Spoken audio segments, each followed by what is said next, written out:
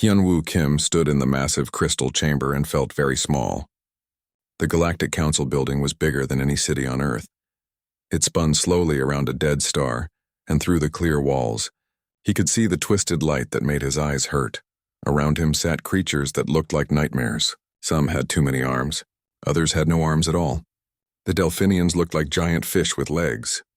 The Vorthak were living rocks that hummed when they talked. The Kithara clicked and buzzed like angry insects. All of them were staring at the three humans. Hyunwoo was a scientist. He studied alien life, but he had never imagined anything like this. Next to him, Soo-Jin Park kept her hand near her weapon. She was a soldier, and soldiers always stayed ready. On his other side, Tae-ho Lee tried to look calm. He was their diplomat, the one who was supposed to make friends with these creatures. It was not going well. "The matter before us today is simple," said the council speaker. It was a tall, thin creature with 4 eyes and skin like metal. "The planet called Earth has been discovered. Its people show signs of basic intelligence. We must decide what to do with them." Hyunwoo wanted to speak up. Basic intelligence? Humans had built cities, written books, and traveled to other worlds. But Tae-ho had warned him to stay quiet during the vote. "We have studied these humans," continued the speaker. "They are strong. They can work for long hours. They can survive in many different places. They will make excellent workers, not citizens, not allies, workers." Soo-Jin's jaw tightened. Hyunwoo could see her muscles getting ready to move. He touched her arm gently. "Not yet, the vote is simple," the speaker said. "Should we take control of Earth and use its people as workers? All in favor, light your voting crystal blue. All against, light it red." One by one, crystals around the chamber began to glow blue. The Delphinians voted blue. The Vorthak voted blue. The Kithara voted blue. Blue light filled the chamber like water filling a pool. Hyunwoo counted the votes. 846 species. 846 blue lights. Only one crystal stayed dark. In the highest seat, something that looked like living starlight sat without moving. The ethereals never voted on anything, but they never left either. "The vote is decided," the speaker announced. "Earth will be brought into the galactic community as a worker world. The humans will be relocated to where they are needed most."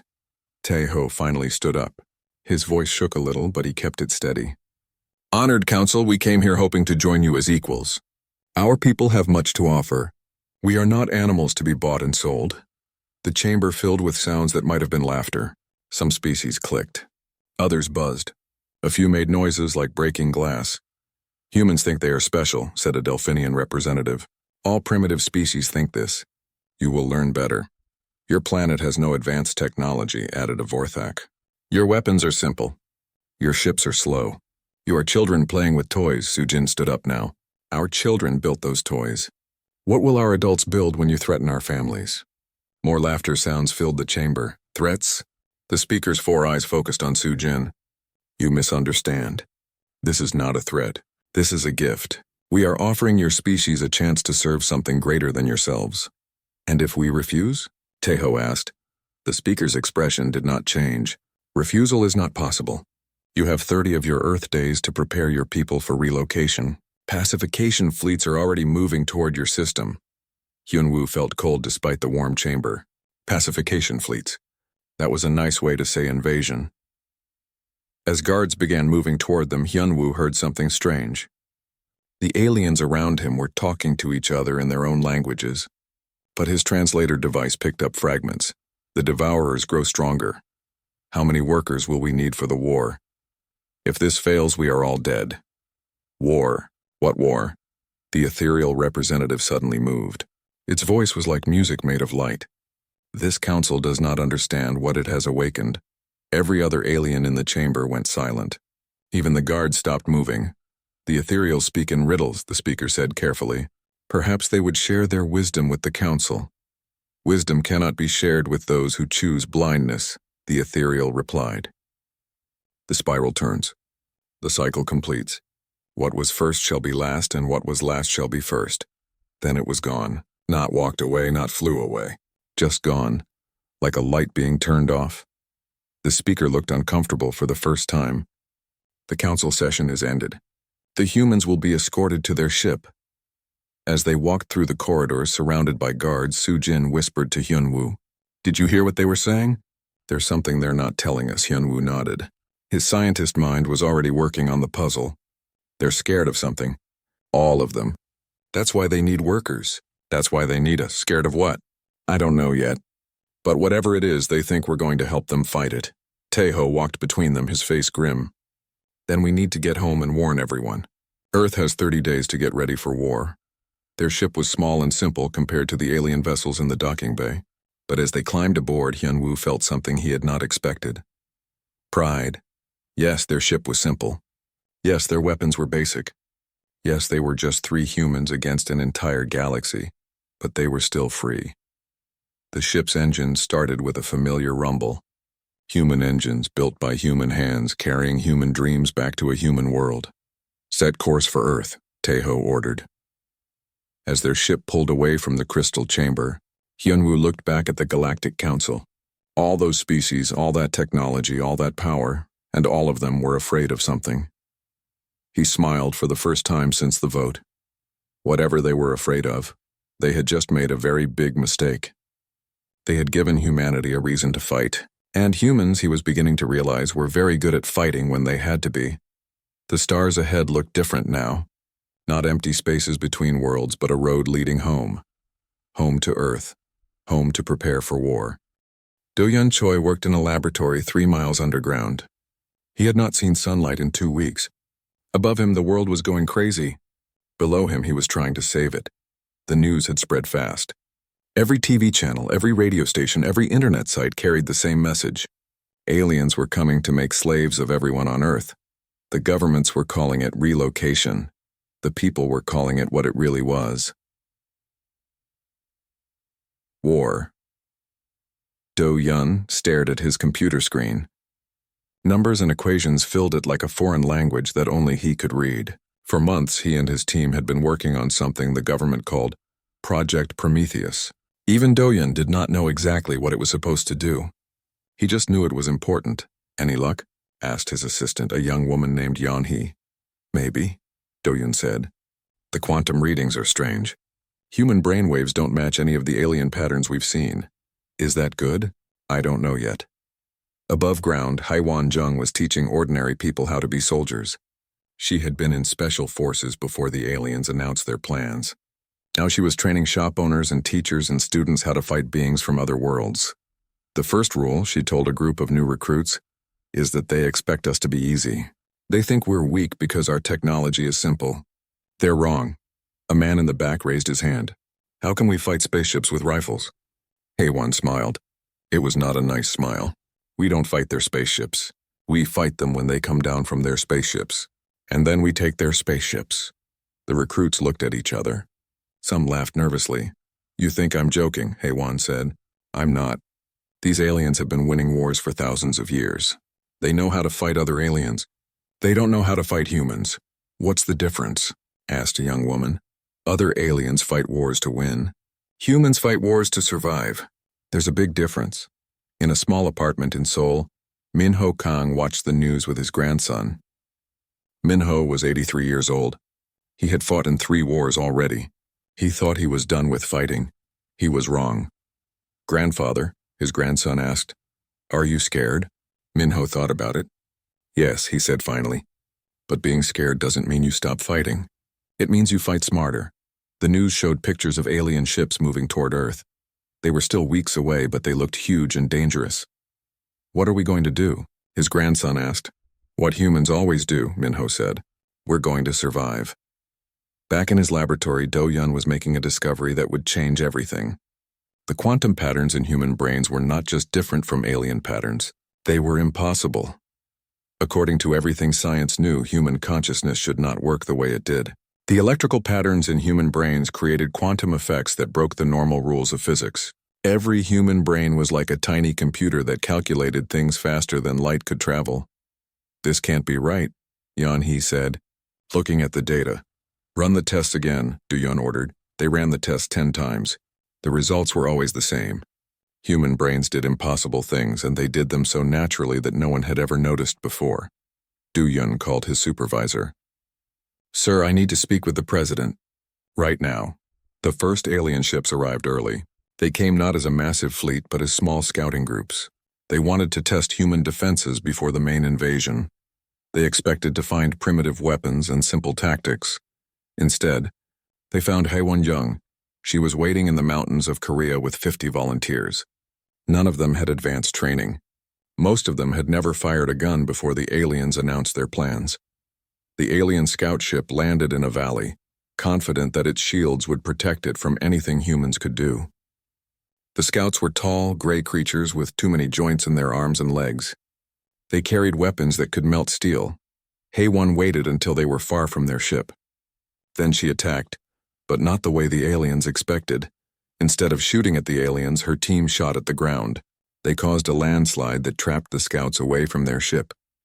Then they used ropes and climbing gear to get on top of the alien vessel. The aliens had shields that stopped bullets and energy weapons. They did not have shields that stopped humans with crowbars from breaking their engines. By the time the aliens realized what was happening, their ship was dead in the water. Or rather, dead in the air. Haewon spoke into her radio. "Control, this is Mountain Team. We have a present for the science boys." Within hours, Do-yoon and his team were studying the captured alien technology.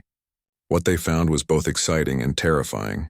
The alien ship was far more advanced than anything on Earth, but it was also designed for a specific kind of warfare. It was built to fight other ships like itself, with shields and energy weapons and computer-controlled systems. It was not built to fight humans who got inside it and hit important-looking parts with hammers. "Their technology is better than ours," Do-yoon reported to the military leaders, "but it's designed for their way of thinking. They fight like a chess game. We fight like a street fight." More scout ships came. Every one of them fell into human traps. Some were caught in nets dropped from helicopters. Others drove into ditches that looked like roads. One landed in a field that turned out to be covered with hidden explosives. The aliens learned to be more careful. The humans learned to be more creative. Min-ho Kang found himself advising military commanders a third his age. His experience from older wars was suddenly valuable again. "In Korea, we fought an enemy with better weapons and more soldiers," he told them. "We won by making them fight on our terms, not theirs. How do we do that against aliens? The same way. We make them come to us. We make them fight in places we choose. And we never, ever fight fair." The alien commanders were getting frustrated. Their reports back to the Galactic Council were not good. Humans were supposed to be primitive and easy to defeat. Instead, they were proving to be stubborn and clever. Worse, the aliens were starting to realize that they needed those human workers soon. Something was moving at the edge of the galaxy, something that ate entire worlds. The Void Hunters were coming, and the Galactic Council needed every worker they could get to build defenses. But the humans were not cooperating. In his laboratory, Do-yoon made another discovery. Human brains were not just quantum computers. They were quantum computers that could talk to each other across any distance, instantly. Every human on Earth was connected to every other human on Earth at a level so deep that no one had ever noticed it before. "What does this mean?" Yeon-hee asked. Do-yoon smiled. For the first time in weeks, it was a real smile. "It means we're not alone. None of us are alone. And it means the aliens have no idea what they're really fighting." Above ground, Haewon was training her 100th group of volunteers. Word was spreading that humans could fight back, that humans could win. "They voted to make us slaves," she told the new recruits. "But slaves have to want to be slaves. And we don't want to be slaves. What do we want to be?" asked a recruit. Haewon looked up at the sky where alien ships were getting ready for a real invasion. "Free," she said. "We want to be free, and we're going to stay that way." The countdown continued. 23 days until the main alien fleet arrived. 23 days to get ready. 23 days to show the galaxy what humans could do when they refused to give up. So young Han was hiding in the basement when the world changed forever. The alien bombers had been attacking Seoul for 3 hours. The building above her shook with each explosion. Dust fell from the ceiling like snow. She was 19 years old and studying to be a teacher. She had never hurt anyone in her life. She was scared and alone and convinced she was about to die. Then the bomb hit her building. So Young saw the flash of light through the basement ceiling. She felt the heat wash over her like a wave. The concrete above her turned to powder and fire. She should have died. Instead, she did something impossible. She walked through the wall. Not around it. Not over it. Through it. Like it was made of air instead of concrete.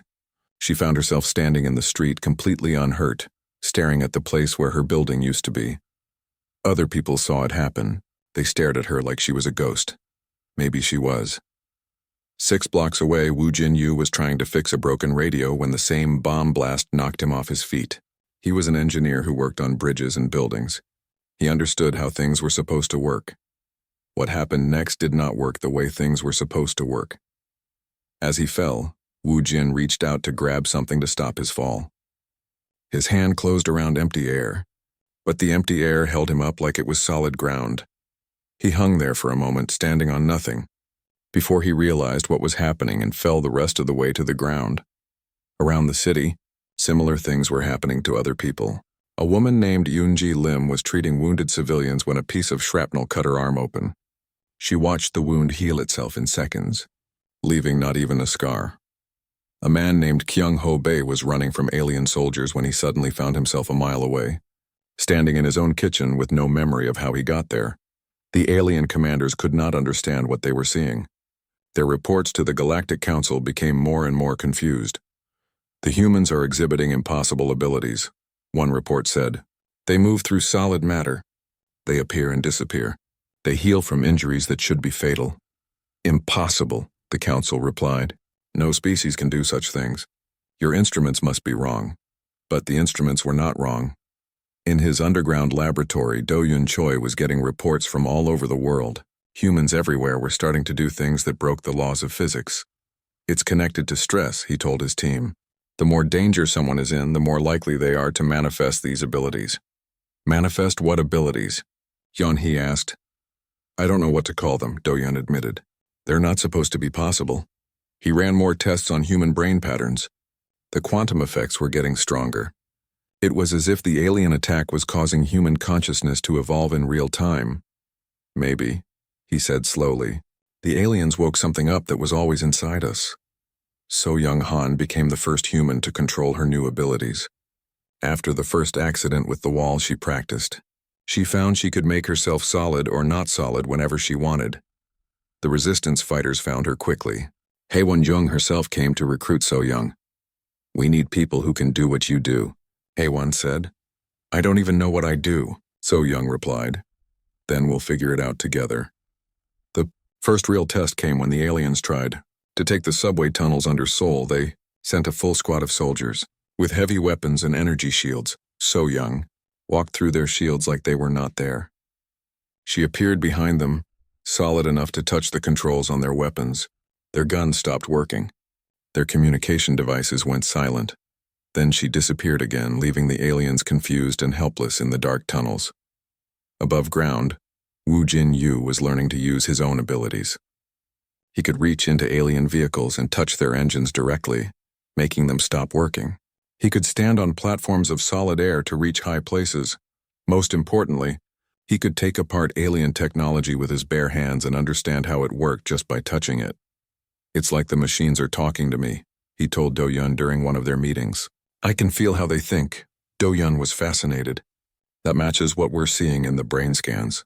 Human consciousness is interfacing directly with quantum structures. You're not just touching the machines.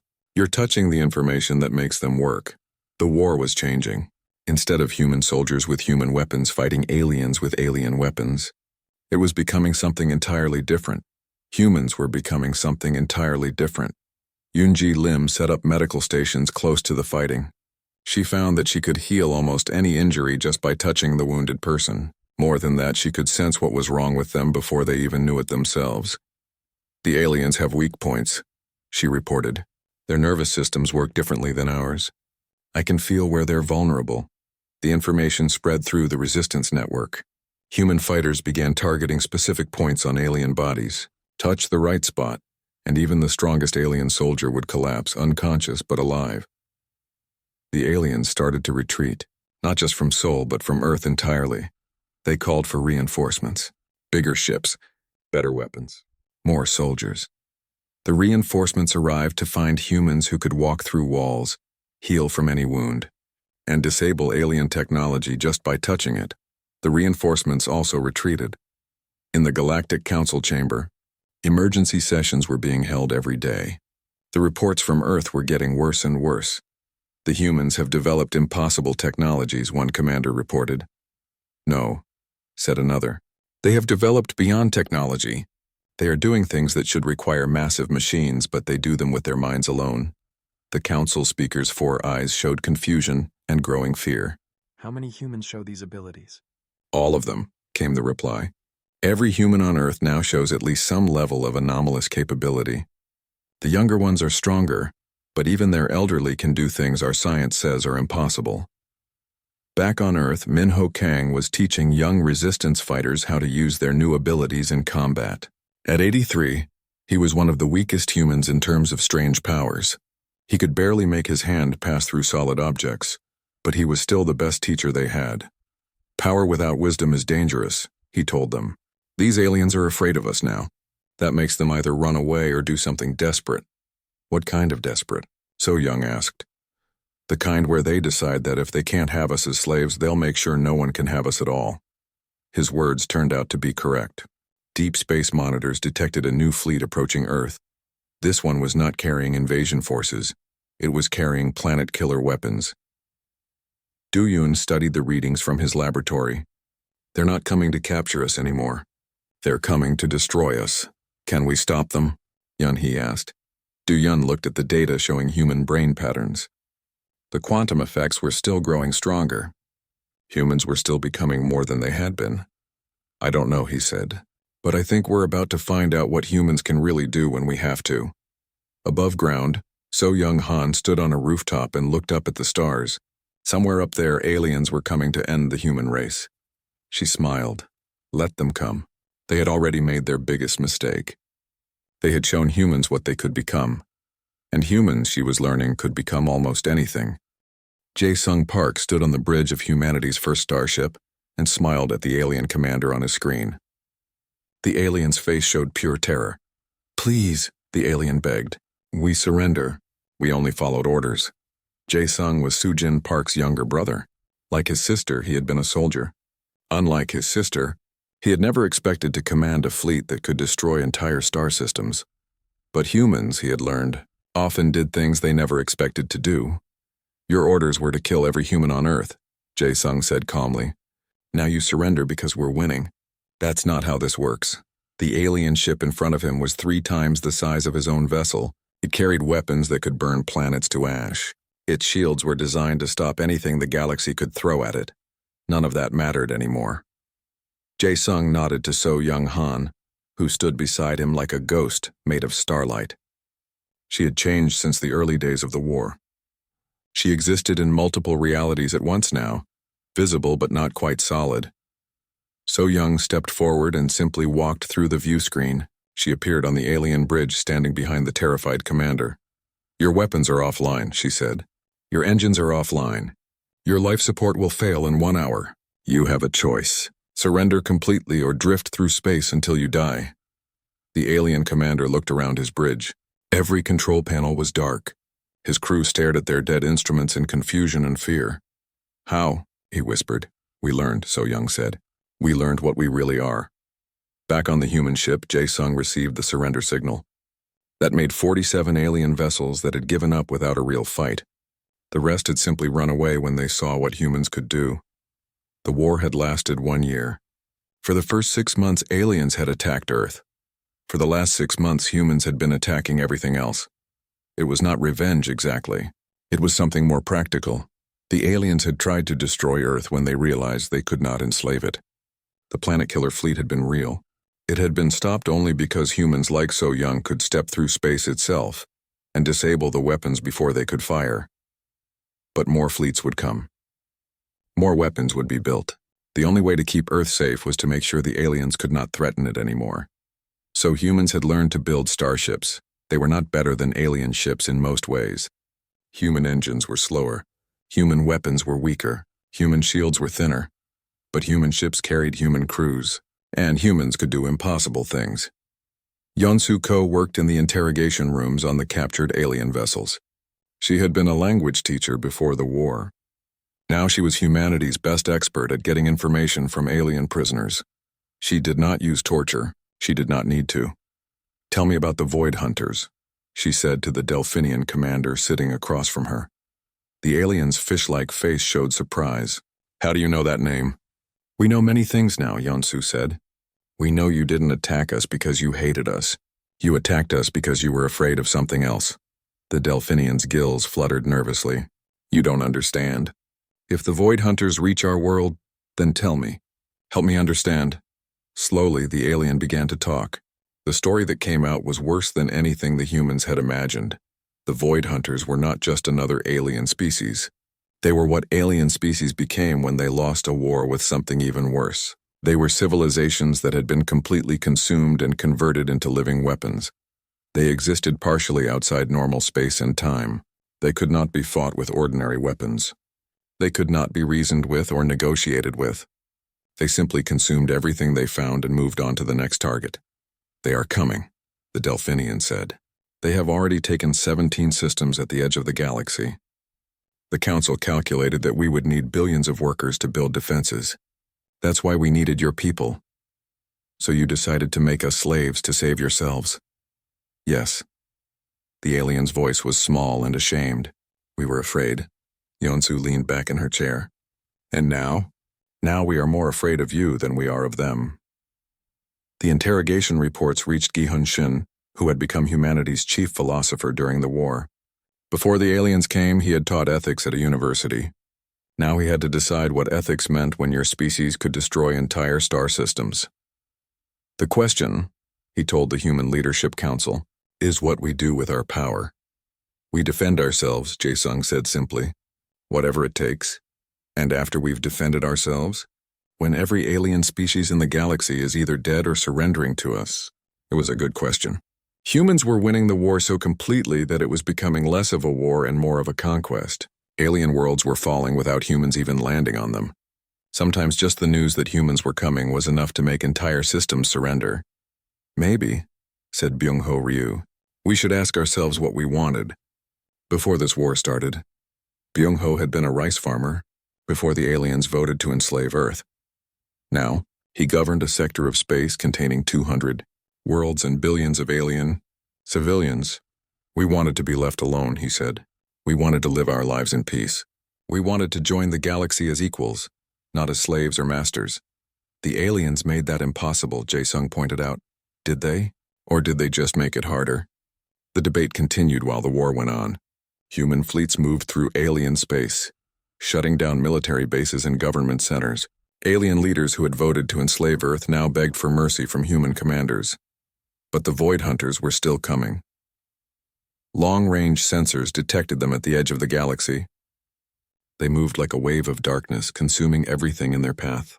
Worlds that had been inhabited for thousands of years went silent one by one, and the aliens who had fought against humanity began to realize something terrible. Humans were the only species that might be able to stop them. The quantum abilities that made humans impossible to defeat also made them immune to the Void Hunter's main weapon. Where other species could be consumed and converted, humans simply refused to be changed into something else. A desperate message reached Earth from the Galactic Council. It was not a demand or an order. It was a plea. Help us, the message said. You have every right to refuse. We tried to enslave you. We tried to destroy you. But the Void Hunters will kill everyone in the galaxy, including you. The Human Leadership Council met to discuss their response. Gi-hun Shin presented the philosophical arguments.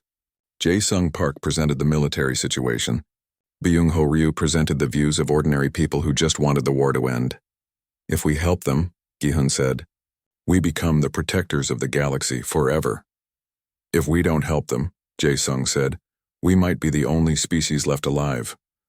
But we'll be alone among empty worlds.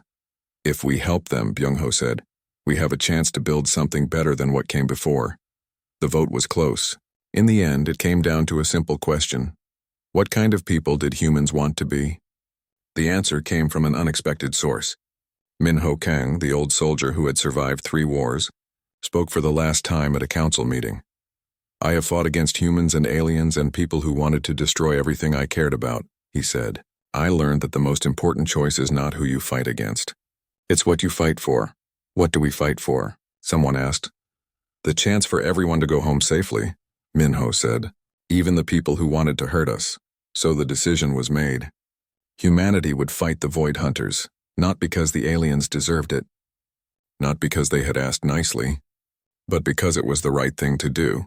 The human fleets changed course, heading for the edge of the galaxy where the real enemy waited. Behind them, on worlds that had once planned to enslave Earth, alien civilians watched human ships disappear into the darkness and wondered if they would ever see them again. For the first time in a very long time, some of them hoped that they would. Hyunwoo Kim stood in the ruins of the old Galactic Council chamber and remembered the day they had voted to enslave Earth. That felt like a lifetime ago. In many ways, it had been a lifetime ago. The crystal walls were cracked now. The great chamber that had once held 847 alien species was empty, except for debris and memories. The war with the Void Hunters had ended 3 months ago, but the galaxy was still learning what peace looked like. "Sir?" his assistant asked. "The Delphinian ambassador is here." Hyunwoo nodded. "Send him in." The Delphinian who entered was not the same one who had laughed at human threats 5 years ago. This one was young, barely more than a child by his species standards. His scales were pale with fear. "Honored Representative Kim," the Delphinian said, bowing low. "I bring a message from the Delphinian Collective. I'm listening. We formally request protection under the Terran Assembly. We offer our complete surrender and ask only that our people be allowed to live." Hyunwoo looked at the young alien and felt very tired. He was 50 now, though he looked older. The war had aged everyone who survived it. "Your people are already under our protection," he said gently. "That hasn't changed. You don't need to surrender to us. You need to learn to work with us." The Delphinian looked confused. "But the vote. Our species voted to enslave yours. Surely you want revenge." "We wanted to be left alone," Hyunwoo said. "Since that's not possible anymore, we want to build something better than what came before." It was true.